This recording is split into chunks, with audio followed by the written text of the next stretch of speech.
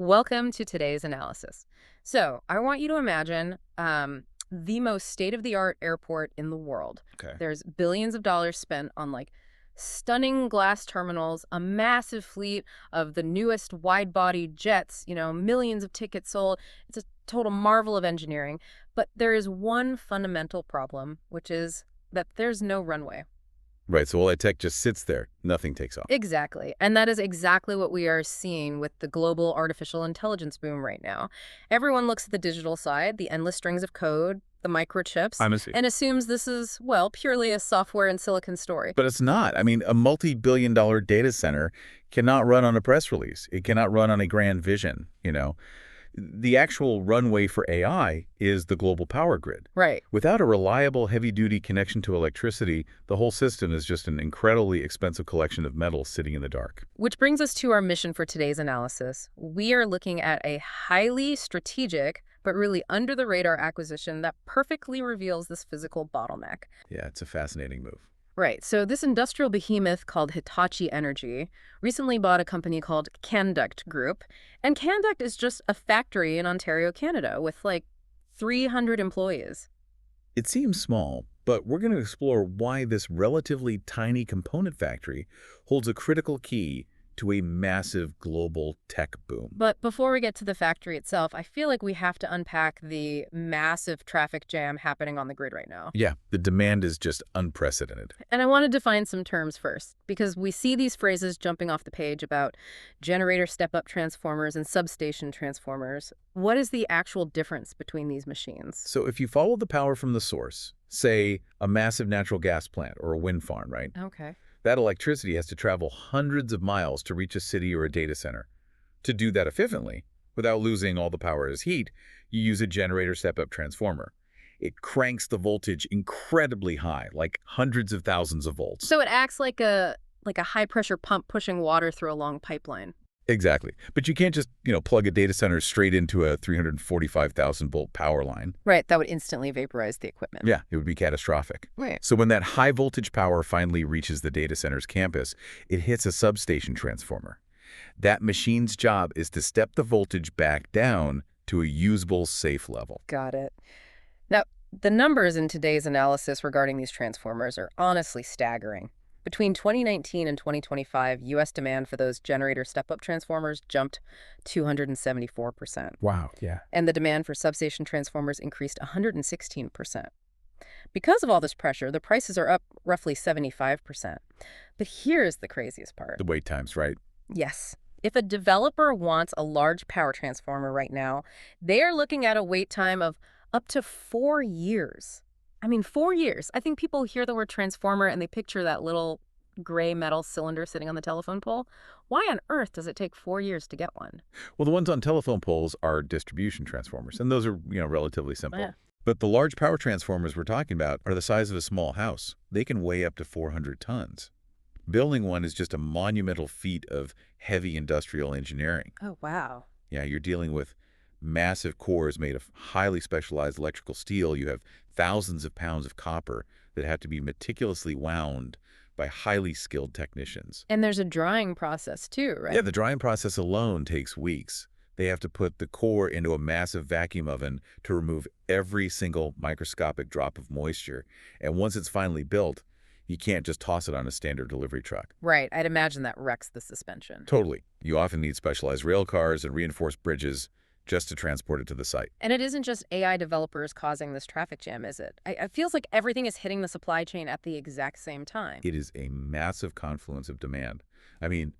Data centers are pulling unprecedented amounts of power, yes, but simultaneously, heavy industry is electrifying its processes. The demand for air conditioning is surging globally due to rising temperatures. And crucially, our existing grid infrastructure in North America is decades old. It desperately requires modernization just to handle normal daily loads. So you have these tech CEOs who are used to moving fast and breaking things, suddenly slamming face first into the reality of heavy industrial manufacturing. Exactly. It's an equipment delivery story now. Well, let's zero in on the internal workings of these machines, because this brings us back to the Canadian factory. In the past, I've heard a transformer compared to, an orchestra where if the first violinist is missing, the whole performance stops. Sure. But I think a better analogy is a high-performance engine. A transformer is basically a massive engine handling incredible energy. And in that engine, the insulation is the motor oil. If you run a high-performance engine without oil, the friction doesn't just make it run poorly, it violently destroys the machine from the inside out in seconds. That is a much more accurate way to visualize it. Mm. Inside that giant metal box, you have massive coils of copper wire carrying immense electrical current, and they sit in a bath of specialized mineral oil to keep them cool. But the electricity actively wants to jump between those coils, right? Once across the gap. So to prevent that, the copper is separated by highly specialized insulation kits, usually made of advanced cellulose or engineered press board. And if that insulation is faulty, The electricity jumps the gap. That is called an arc flash. And it's not like a breaker tripping in your house. An arc flash in a large power transformer is a catastrophic, literal explosion of a multi-ton piece of equipment. wow. Yeah, it's an environmental disaster and a profound safety hazard. Which means a transformer manufacturer absolutely cannot ship a unit if they are missing the insulation kits. You can have the steel, the copper, the oil, but without the insulation, you have nothing. Exactly nothing. Which brings us to the corporate acquisition we mentioned earlier. Hitachi Energy bought Canduct Group, that 300-person installation shop in Ontario. And I'm looking at this, and honestly, at first glance, it almost looks like a typo in the financial reports. How so? Well, Hitachi Energy is a behemoth. They are currently executing a massive $9 billion global expansion program. They're building a brand new $457 million facility in Virginia. Right, and pouring another $106 million into Tennessee. Exactly. So with $9 billion flying around, why does a global titan care about owning a relatively tiny insulation shop in Canada? Because the real villain in this story isn't a lack of capital. The villain is synchronization failure. Synchronization failure. Unpack that for me. Well, AI moves at software speed, right? They want their data centers online yesterday. But grid infrastructure moves at industrial speed measured in years. When every raw material is under pressure, massive queues emerge. So Hitachi realizes that a brand new $457 million state-of-the-art factory is just an incredibly expensive empty warehouse if the assembly line halts, because they can't source insulation from a third-party vendor. So they're trying to aggressively control their own timeline. They are fundamentally shifting how manufacturing works here. For decades, the industrial world operated on a model that optimized for price and efficiency. The just-in-time model. Exactly. Keep your warehouse inventory as low as possible. Source from whoever is cheapest. That works beautifully in a stable, predictable world. Which we are definitely not in anymore. No, we are not. The new grid model optimizes for assurance. You need to know exactly where your critical components are coming from. By buying an established supplier like Canduct, Hitachi is buying certainty. They are protecting their sequence of production. I hear the logic, but I have to push back a little here. Sure. Does buying up your supply chain, this vertical integration, actually solve the fundamental shortage in the market? I mean, owning a 300-person factory doesn't magically manifest more copper out of the ground. No, it doesn't. And it doesn't instantly train hundreds of new electrical engineers. Plus, there's another angle. What if the AI boom cools down? We've seen tech hypes come and go. Aren't they risking a massive future oversupply if tech companies suddenly dial back their data center plans? Those are very real risks, and vertical integration is by no means a magic wand.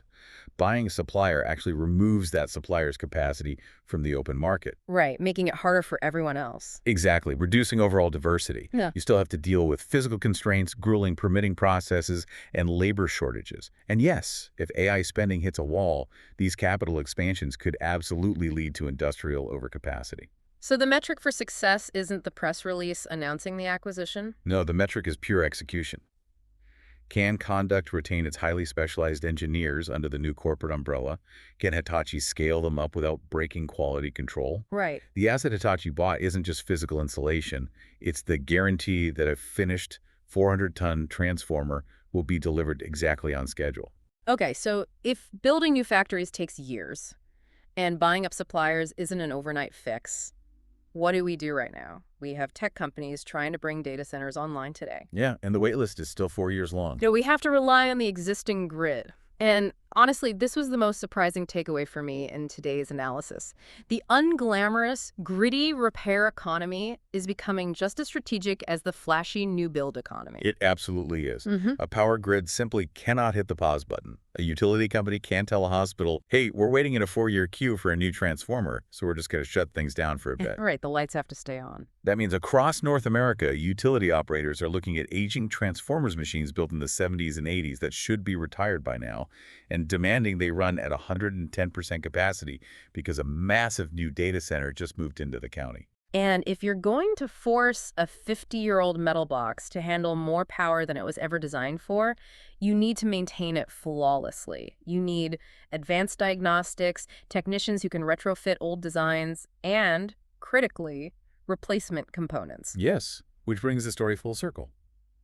Because Canduct doesn't just supply brand new manufacturing lines. Right, they are a massive supplier for repair and refurbishment companies across the continent. Exactly. Maintaining that repair ecosystem is a critical part of optimizing for assurance. By acquiring Canduct, Hitachi is gaining a strategic foothold in the business of keeping the current aging grid alive. Because if the existing transformers fail, The entire system collapses long before the new equipment ever rolls off the assembly line in Virginia. it is wild to think about. We constantly hear about the revolutionary algorithms, the billion-dollar server farms, the cutting-edge liquid cooling systems. Yeah. But it's the gritty work of diagnosing degraded insulation in a 40-year-old steel box that's actually keeping the modern AI economy afloat. When you are sitting there waiting for a generative AI model to create an image, you are not thinking about heavy transport logistics in Tennessee or insulation fabrication in Ontario. But the delay in getting a transformer onto a rail car directly impacts how much your local utility bill is going to go up next year to support all of that computing power. The physical world is fiercely asserting its dominance over the digital world. Every digital action has a physical consequence and a physical prerequisite. Hitachi Energy is fundamentally buying time. They are buying time for utilities desperate to replace aging equipment and time for massive data center projects sitting idle burning capital while waiting for a grid connection. Right. In the modern electricity economy, time has become the absolute scarcest resource. The company that wins in the next phase of this grid build-out won't necessarily be the one with the most revolutionary tech.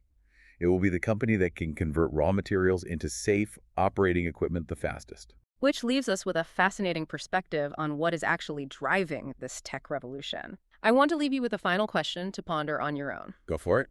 When you look at the explosive growth of the artificial intelligence economy over the next decade, what do you think will ultimately become its greatest constraint? Will it be the microchips, the sheer generation of electricity, or the incredibly unglamorous, slow-moving grid equipment needed to connect it all together?